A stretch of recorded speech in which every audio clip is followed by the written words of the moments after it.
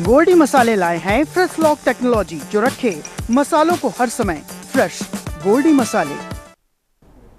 नमस्कार, आप सभी का स्वागत है उत्तर प्रदेश के बुलेटिन में। मैं हूं श्रेयांश अवस्थी और आप देख रहे हैं के न्यूज। शुरू करते हैं खबरों का सिलसिला। इससे पहले देख लेते कुछ अहम सुर्खियां। सीएम योगी ने केजीएमयू में 2 भवनों का किया लोकार्पण। कार्डियोलॉजी विभाग और ऑर्थोपेडिक सुपर स्पेशलिस्ट सेंटर का किया लोकार्पण। डिप्टी सीएम ब्रजेश पाठक भी रहे मौजूद। बलरामपुर धर्मांतरण पीड़िताओं की प्रेस कॉन्फ्रेंस। पीड़िताओं ने कहा, कई लड़कियों की जान खतरे में, गलत तरीके से छांगुर ने हमें फंसाया, दुष्कर्म भी किया। डिप्टी सीएम केशव प्रसाद मौर्य का अखिलेश पर हमला। केशव ने सपा का नाम मदरसावादी पार्टी बताया। कहा, मुस्लिम मस्जिद और मदरसों को अपने वोट का बाजार बनाया। छांगुर बाबा अतीक अहमद के रिश्ते का खुलासा। पूर्व राज्य मंत्री दद्दन सिंह ने किया बड़ा बयान। छांगुर को अतीक से रहे हैं गहरे संबंध। अतीक के लिए श्रावस्ती बलरामपुर में प्रचार भी किया था। सरकारी स्कूल मर्ज किए जाने के विरोध में हजरतगंज चौराहे पर प्रदर्शन। यूपी में 5000 से ज्यादा स्कूल हुए हैं मर्ज। विरोध दलों ने सरकार के खिलाफ किया मोर्चा। इरफान सोलंकी की जमानत अर्जी पर हाईकोर्ट ने सुनवाई। राज्य सरकार ने उससे पढ़ने के लिए मोहलत मांगी। अब 23 जुलाई को होगी मामले की अगली सुनवाई। आप देख रहे हैं के न्यूज, खबरों का सारथी। खबर लखनऊ से है, जहां सावन के पहले सोमवार पर मनकामेश्वर सहित अन्य प्रमुख शिवालय मंदिरों में सुबह से शाम तक श्रद्धालुओं की आवाजाही बनी रही।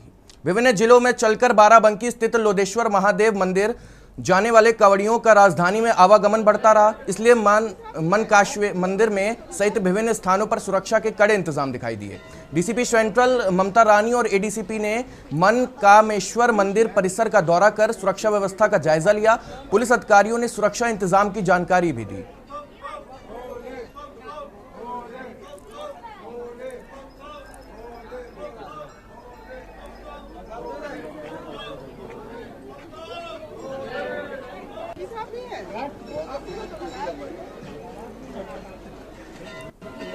सावन का आज पहला सोमवार है और ऐसे में डीसीपी सेंटर जहां पहुंची हैं मनकामेश्वर मंदिर में, जहां व्यवस्था को लेकर जायजा कर रही हैं और तमाम जो है पुलिस बल मौजूद है।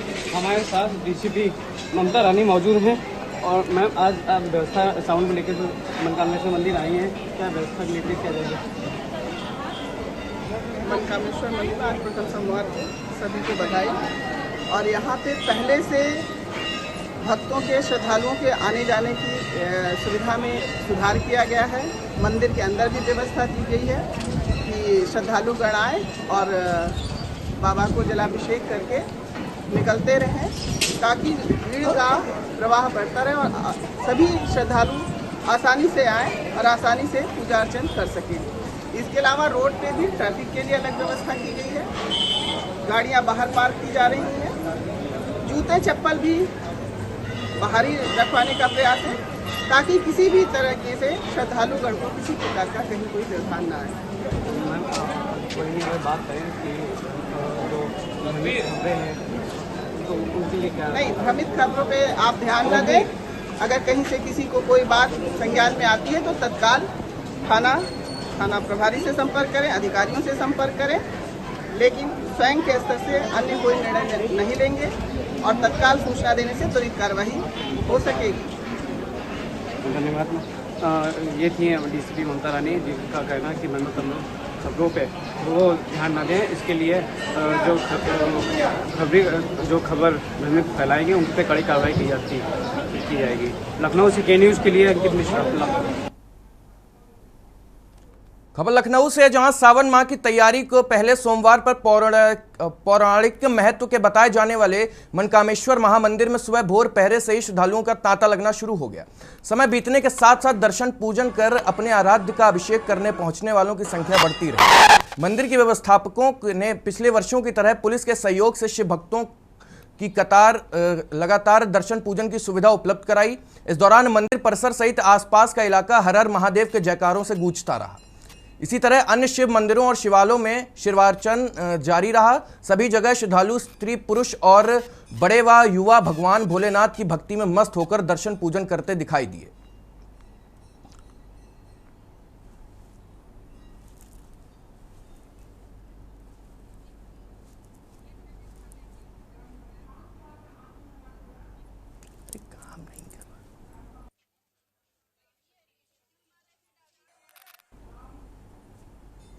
खबर सोनभद्र से है, जहां सावन के पावन महीने में श्रद्धालुओं की भीड़ जहां शिवालयों की ओर उमड़ पड़ी, वहीं प्रशासन ने भी कमर कस ली है। कांवड़ यात्रा को लेकर सोनभद्र पुलिस ने सुरक्षा के चाक चौबंद इंतजाम किए हैं। सीसीटीवी से लेकर ड्रोन कैमरों तक निगरानी की जा रही है ताकि श्रद्धालुओं की आस्था में कोई विघ्न न आए। एसपी अशोक कुमार मीणा ने खुद मोर्चा संभाला है और तमाम जरूरी व्यवस्थाएं सुनिश्चित कराई गई हैं। सावन को हरियाली के बीच जब श्रद्धालु गंगा जल लेकर भोलेनाथ की शरण में निकलते हैं तो प्रशासन की जिम्मेदारी होती है कि उनकी आस्था के इस सफर में कोई रुकावट ना आए। इसी उद्देश्य को लेकर सोनभद्र पुलिस अधीक्षक अशोक कुमार मीणा ने निर्देशन पर कांवड़ यात्रा और शिव मंदिरों की सुरक्षा के अभूतपूर्व इंतजाम किए गए हैं। कांवड़ यात्रा मार्गों और प्रमुख शिवालयों पर सीसीटीवी कैमरे लगाए गए हैं, जबकि आसमान से ड्रोन के जरिए निगरानी भी की जा रही है।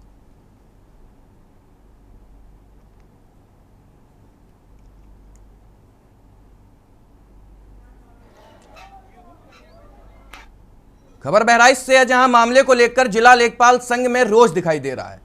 पिछले दिनों हापुड़ में एक लेखपाल ने की आत्महत्या। सदर तहसील में लेखपाल संघ ने किया हल्ला बोल प्रदर्शन। हापुड़ प्रशासन पर लगाया दमनकारी नीति का बड़ा आरोप। मृतक लेखपाल ने दुर्व्यवहार से अजीज होकर की आत्महत्या। प्रदर्शनकारियों ने दोषियों पर एफआईआर दर्ज करने की उठाई मांग। पिछले दिनों हापुड़ में एक लेखपाल ने की थी आत्महत्या। सदर तहसील में लेखपाल संघ ने किया हल्ला बोल प्रदर्शन।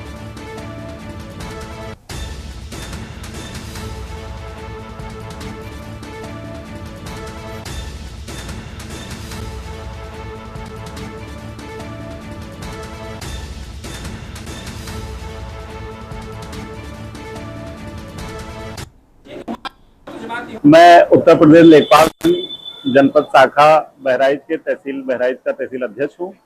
आशुतोष प्रताप सिंह मेरा नाम। आज आप लोगों द्वारा प्रदर्शन किया जा रहा है, क्या कारण क्या है? कारण ये है, जनपद हापुड़ के हमारे शहीद साथी स्वर्गीय सुभाष मीणा जी का किए गए मानसिक अधिकारियों द्वारा किए गए मानसिक उत्पीड़न द्वारा हुए उनके हृदय विदारक मृत्यु की वजह से उनको न्याय दिलाने के लिए हम लोग आज धरना स्थल पर उपस्थित हैं। क्या मांग करते हैं? हम लोगों की 4 सूत्रीय मांगे हैं। पहली मांग हमारी यह है कि मृतक स्वर्गीय श्री सुभाष मीणा जी के आश्रितों को आर्थिक सहायता दिलाई जाए। दूसरी मांग हमारी यह है कि उनके आश्रितों को जल्द से जल्द योग्यता अनुसार सरकारी नौकरी दिलाई जाए। तीसरी मांग हमारी यह है कि जो भी उनके मृत्यु के कारण हैं, जो भी दोषी हैं, उनको जल्द जो भी माननीय मुख्यमंत्री द्वारा जांच समिति बैठाई गई है, जांच समिति द्वारा जल्द से जल्द रिपोर्ट प्रेषित कर उनके खिलाफ कार्यवाही की जाए, कठोर से कठोर।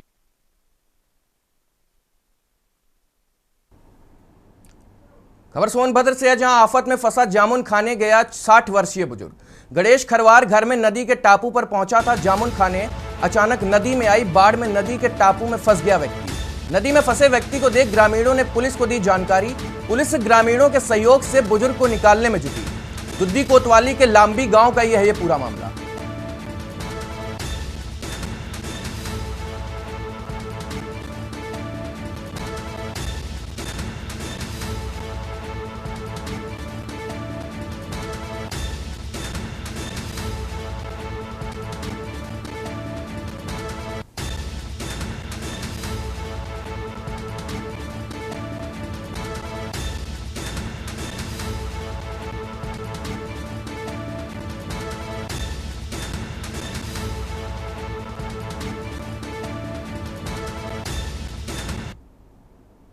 खबर लखनऊ से है, जहां नगर निगम में मंगलवार को बीजेपी पार्षद ने नगर आयुक्त के खिलाफ मोर्चा खोल दिया। नाराज पार्षदों ने नगर निगम मुख्यालय पर नारेबाजी करते हुए जोरदार प्रदर्शन किया और धरने पर बैठ गए। पार्षदों का आरोप है कि नगर आयुक्त जनप्रतिनिधियों की बात नहीं सुनते हैं और समस्याओं को अनदेखी कर रहे हैं। धरने पर बैठ गए बीजेपी पार्षद ने कहा, जब तक नगर आयुक्त खुद यहाँ नहीं आएंगे हम यहाँ से नहीं हटेंगे। अगर वो आना नहीं चाहते तो साफ बता दें, हम नगर निगम मुख्यालय में ताला लगा देंगे। प्रदर्शन ने नगर निगम परिसर में हड़कंप मच गया। प्रशासन की ओर से अभी तक कोई स्पष्ट प्रतिक्रिया नहीं आई है। पार्षदों का प्रदर्शन जारी है। 24 घंटे के जी अब सुबह में सीपी से बात करें।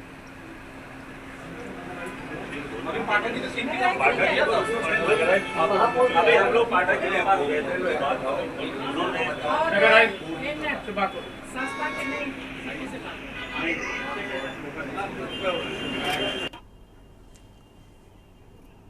राजधानी लखनऊ के सरोजनी नगर तहसील परिसर में उत्तर प्रदेश लेखपाल संघ के आह्वान पर एक दिवसीय धरना आयोजित किया गया। लखनऊ जिला अध्यक्ष की अगुवाई में तहसील सरोजनी नगर के अध्यक्ष सुधीर शर्मा, संजय शुक्ला, जितेंद्र पंखा समेत सभी लेखपाल ने जनपद हापुड़ में घूस मांगने का आरोप लेखपाल की आत्महत्या के खिलाफ विरोध जताया। धरने के दौरान लेखपालों ने मुख्यमंत्री को तहसीलदार के माध्यम से ज्ञापन भी सौंपा। ज्ञापन में कहा गया था कि हापुड़ जिले में जिला अधिकारी द्वारा शिकायत मिलने पर उचित जांच नहीं की गई, बल्कि लेखपाल सुभाष मीणा को हटाया गया, जिससे ये आहत होकर आत्महत्या करने को मजबूर हुए। लेखपाल ने कहा कि जनपद में अधिकारी अपने अधीनस्थों के साथ धरना समाधान दिवस, तहसील दिवस और ग्राम चौपाल जैसे कार्यक्रमों के दौरान अपमानजनक व्यवहार करते हैं, जिससे तनाव और असंतोष बढ़ रहा है। बताते चलें कि हापुड़ में घूस मांगने के आरोप में परेशान होकर जान दे दी थी, जिससे समर्थन में आपको ये बताऊंगा कि ये घटना है हापुड़ जनपद की, जहां पर हमारे एक लेखपाल साथी कि जन चौपाल में जिलाधिकारी द्वारा एक शिकायत प्राप्त होने पर तत्काल रूप से निलंबित कर दिया गया। शिकायत की कोई जांच नहीं कराई गई और वो हमारा साथी उनके पास बार बार निवेदन करता रहा कि उसके विरुद्ध ये शिकायत झूठी है और उसके बात को संज्ञान न लिया गया और उस पर कार्रवाई बरकरार की, जिससे आहत होकर हमारे साथी ने जहर खा लिया और जहर खा के आत्महत्या सुसाइड कर लिया। उसके बाद सभी लोग आक्रोशित हो गए, क्योंकि अधिकारियों के बीच में, प्रदेश के सभी अधिकारियों के बीच में एक परंपरा बनती जा रही है कि किसी भी कर्मचारी के विरुद्ध कोई शिकायत हो तत्काल रूप से निलंबित करके मीडिया की हाईलाइट पाना, जनता के बीच हाईलाइट पाने, अपना नंबर बढ़ाने की परंपरा में निर्दोष कर्मचारियों के विरुद्ध तत्काल रूप से बिना शिकायत की जांच किए हुए कार्रवाई की जा रही है।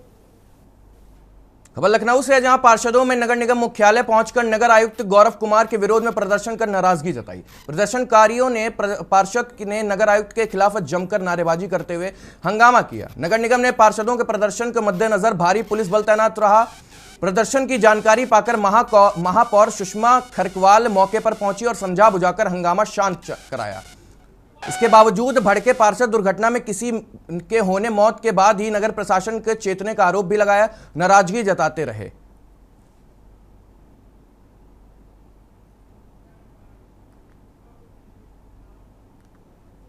खबर मथुरा से है, जहां ब्रज क्षेत्र के चहुमुखी विकास को लेकर योगी सरकार निरंतर प्रयासरत है। ब्रज के प्रमुख धार्मिक स्थलों में से एक चीरघाट, सिहारे और शेरगढ़ क्षेत्र के विकास के लिए 8 करोड़ रुपए की धनराशि आवंटित की गई थी। इन स्थलों पर श्रद्धालुओं की सुविधा के लिए घाटों का विकास, लाइटिंग, सीसीटीवी, शौचालय, पानी, पीने का पानी आदि की व्यवस्था की गई जाएगी। उत्तर प्रदेश सरकार के गन्ना विकास मंत्री एवं मथुरा जनपद के वरिष्ठ नेता लक्ष्मी नारायण चौधरी ने के न्यूज के विशेष बातचीत बताया और ब्रज क्षेत्र की सांस्कृतिक, धार्मिक और पर्यटन पहचान को और सशक्त करने के लिए 33 करोड़ रुपए की नई परियोजना स्वीकृत की गई है।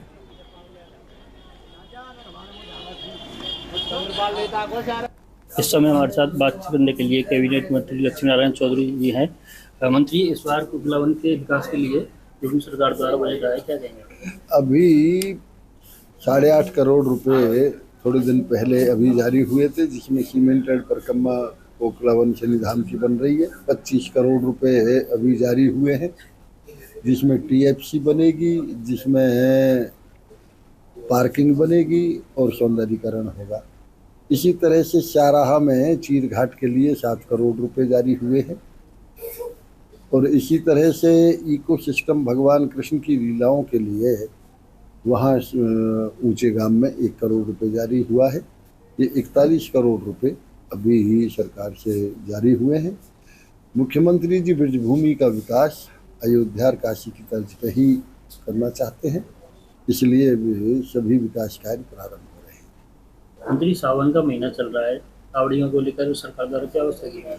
देखिए, सरकार ने ये उदाहरण पेश कर दिया है कि जहाँ 67 करोड़ महाकुंभ में श्रद्धालु आए हों, वहाँ किसी भी प्रकार की अव्यवस्था नहीं हुई और कोई छेड़छाड़ की घटना नहीं हुई, किसी पुलिसकर्मी के द्वारा दुर्व्यवहार की घटना नहीं हुई, सबको सुख सुविधाएँ मिली।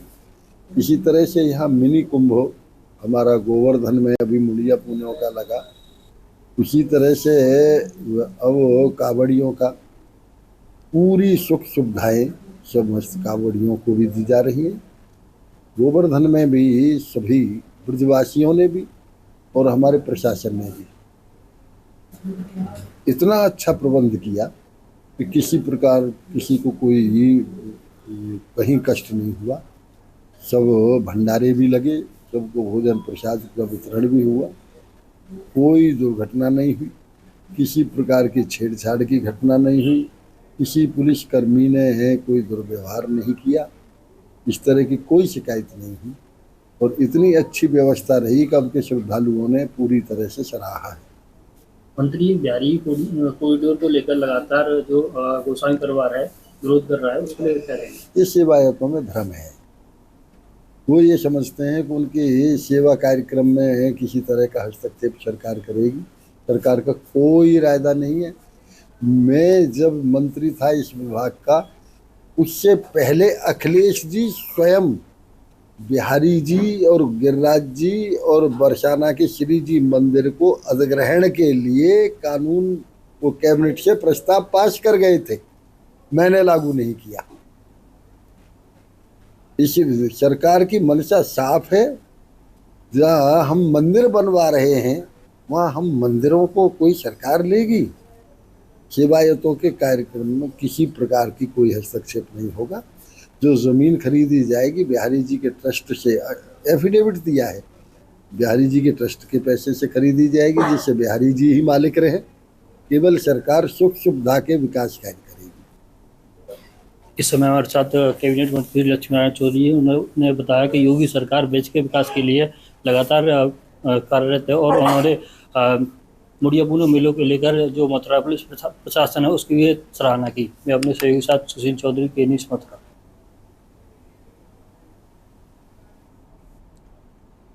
खबर बुलंदशहर से, जहां भारतीय किसान यूनियन महाशक्ति के जिला अध्यक्ष के नेतृत्व में कार्यकर्ताओं की काली नदी की सफाई की मांग को लेकर कलेक्ट्रेट पर प्रदर्शन किया। प्रदर्शनकारियों के आरोप लगाया कि बीते 6 वर्षों से सफाई की मांग पूरी नहीं की जा रही थी, जिसकी नदी के प्रदूषित पानी फसलों के जरिए किसानों को लगातार नुकसान पहुंचा रहा है। प्रदर्शनकारी किसानों ने जिला प्रशासन के माध्यम से मुख्यमंत्री को अपनी मांगों से संबोधित ज्ञापन भी सौंपा। साथ ही चेतावनी दी कि समस्याओं का शीघ्र समाधान न किए जाने पर कलेक्ट्रेट परिसर में मजबूरन अनिश्चितकालीन आंदोलन शुरू किया जाएगा।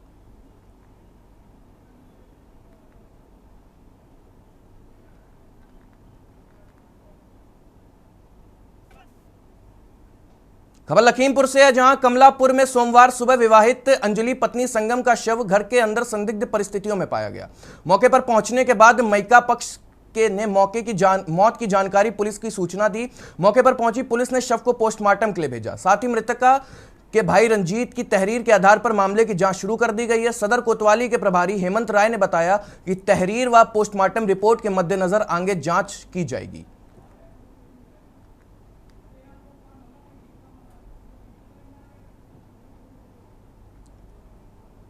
कितने दिन पहले शादी की थी? 5 साल पहले, 4 साल पहले। कहाँ से की थी? ये कमलापुर सदर कोतवाली में। जी। क्या हो गया उनको, कैसे क्या है? इन्हें ससुराल वालों ने मारा है और इन्हें जहर दे दिया था। इससे पहले भी कोई विवाद हुआ था? हाँ, कई बार हुआ है और संता देवी चौकी में गए थे, कई बार गए। कैसा विवाद चलता था, क्या था? यही दहेज के लिए 2 लाख रुपए और 7 बिस्वा जमीन जो मेरी मम्मी इनके नाम कर गई थे, मारते पीटते कहते थे वो कह दो बेचें और हमारे नाम करें।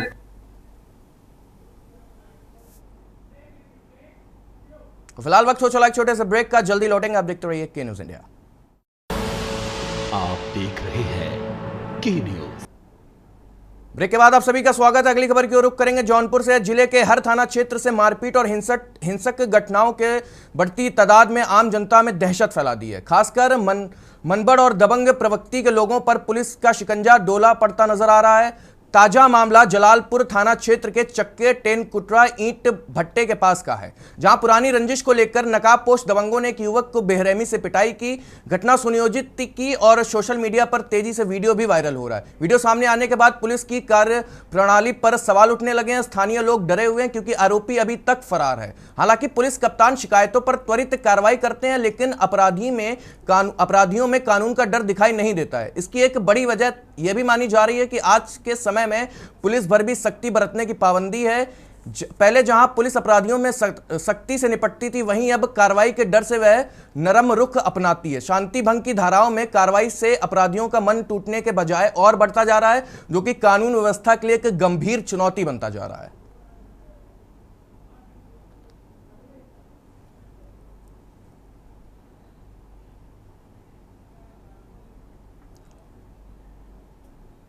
खबर हमीरपुर से, जहां 85 वर्षीय वृद्धा के इलाज के लिए व्हीलचेयर पर बैठाकर 700 मीटर लंबा यमुना ब्रिज पार कराया गया।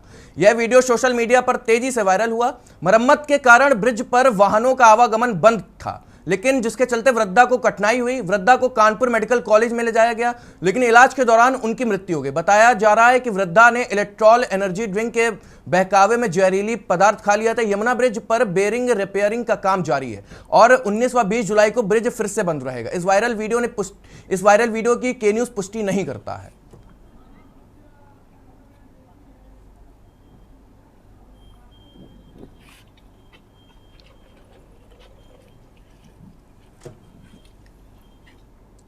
खबर मऊ से है, जहां जिले में आयोजित प्रदेश स्तरीय प्रबुद्ध जान सम्मेलन में आजाद समाज पार्टी काशीराम के राष्ट्रीय अध्यक्ष व सांसद चंद्रशेखर ने भाजपा पर जमकर निशाना साधा। सम्मेलन आजमगढ़ मंडल के अंतर्गत आयोजित किया गया, जिसकी शुरुआत सहारनपुर से हुई थी। चंद्रशेखर ने कहा था कि त्रिस्तरीय पंचायत चुनाव और आगामी विधानसभा चुनाव को लेकर संगठन पूरी तरह सक्रिय है और उन्होंने दावा किया कि आजाद समाज पार्टी ने जमीनी स्तर पर मजबूत पकड़ बनाई है और उपचुनाव में, लोकसभा चुनाव में इसका असर भी दिखाई देगा, जहां लाखों वोट मिल रहे हैं। उन्होंने कहा कि पार्टी जनता के खिलाफ तेजी से विश्वास कायम कर रही है। चंद्रशेखर ने किसानों, पुलिसकर्मी, होमगार्ड, आंगनबाड़ी कार्यकर्ता, पंचायत सहायकों व पहलवानों से जुड़े मुद्दे को सदन में उठाने की बात कही। मुख्तार अंसारी के बेटे अब्बास अंसारी को सजा मिलने पर उन्होंने न्यायपालिका पर भरोसा जताया है, लेकिन कहा कि सरकार अपने विरोधियों को दबाने के हथकंडे अपना रही है। कपिल सिब्बल ने के कोर्ट में निजी नियुक्तियों के आरोप पर उन्होंने चिंता जताई और कहा कि इससे न्यायपालिका पर भरोसा कमजोर होगा। साथ ही निजी क्षेत्र में SC, ST और OBC के लिए आरक्षण व प्रमोशन की मांग करते हुए प्राइवेट मेंबर बिल लाने की भी बात कही गई है।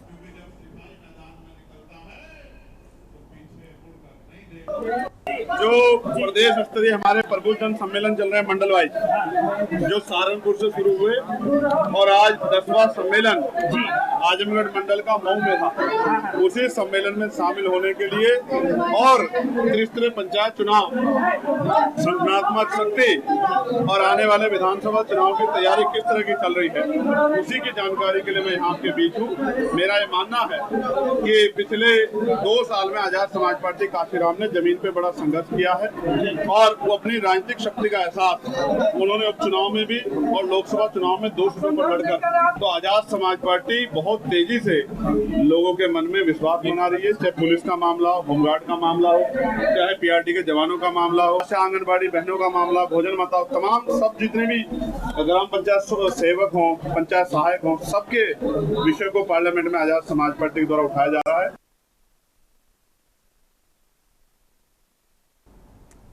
खबर औरैया से, जहां 1 से 11 जुलाई तक औरैया जिले में 162.89 लाख रुपए राजस्व प्राप्त किया गया, जो पिछले वर्ष के 155.19 लाख से अधिक है, 4.96% अधिक है। इससे बढ़ोतरी के साथ औरैया कानपुर मंडल में राजस्व वृद्धि के मामले में पहले स्थान पर बना है, जबकि मंडल के अन्य जिले माइनस में है। लगातार जांच और चालान कार्रवाई के चलते यह सफलता मिली है। ARTO NC शर्मा की बड़ी मेहनत और बेहतर कार्यशैली की जनपद स्तर पर सराहना भी हो रही है।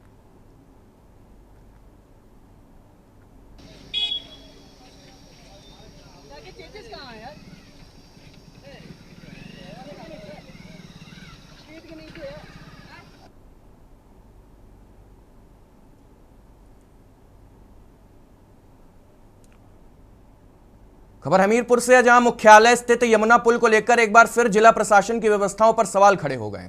सोशल मीडिया पर एक वीडियो वायरल हो रहा है, जिसमें एक गर्भवती महिला को अंधेरे में लगभग 1 किलोमीटर लंबे पुल को पैदल पार करते देखा जा सकता है। वीडियो को कांग्रेस के युवा नेता उज्जवल पाठक ने सोशल मीडिया पर साझा किया है, जिसमें वे खुद महिला को पुल पार कराने में मदद करते दिखाई दे रहे हैं। उज्जवल पाठक के अनुसार महिला को पुल पर करते समय थकान के कारण कम से कम 5 बार बीच रास्ते में बैठाना पड़ा। बताया जा रहा है कि पुल पर मरम्मत कार्य के चलते शनिवार और रविवार को यातायात पूरी तरह से बंद किया जाता है, जिससे राहगीरों को भारी परेशानी का सामना करना पड़ता है। गर्भवती महिला का यह वीडियो सामने आने के बाद प्रशासन की व्यवस्था और आपातकालीन सेवाओं की उपलब्धता पर सवाल उठने खड़े हो गए। महिला पुल क्रॉस कर रही है पैदल और अभी ये 4-5 बार बैठी हुई हैं। मैंने अभी देखा, मैं यहाँ पुल में वॉकिंग कर रहा था तो यहाँ कम से कम ये 4-5 बार। देखिए, मैं प्रत्येक दिन की भांति कल भी रविवार की शाम अपने साथियों के साथ यमुना पर्वत पर शाम की सैर कर रहा था, और चूंकि रविवार को पुल बंद रहता है तो वहाँ पैदल यात्रियों को अनुमति होती है जाने की, तो मैं वहाँ पुल में वॉक करने गया। निर्माणाधीन जो कार्य चल रहा है, जो भी मरम्मत का कार्य चल रहा है, उसको देखने की इच्छा हुई तो मैं गया।